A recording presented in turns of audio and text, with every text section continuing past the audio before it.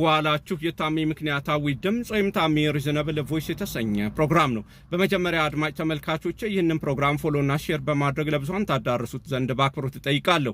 ለአሁን ይዤላችሁ የመጣሁት ርዕስ ቤቱን እሳት ለኩሻለሁ ግቡና አጥፉ የሚል ነው።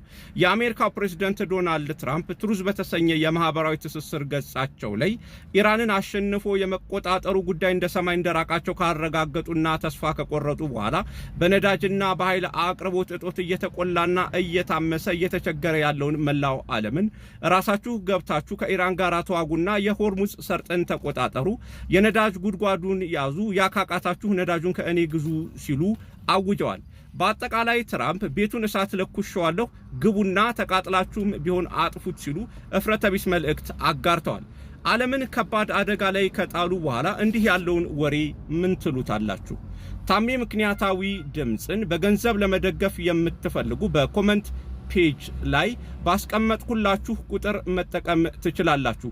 ስለምታደርጉልኝ ድጋፍ በቅድሚያ ምስጋናዬን አቀርባለሁ።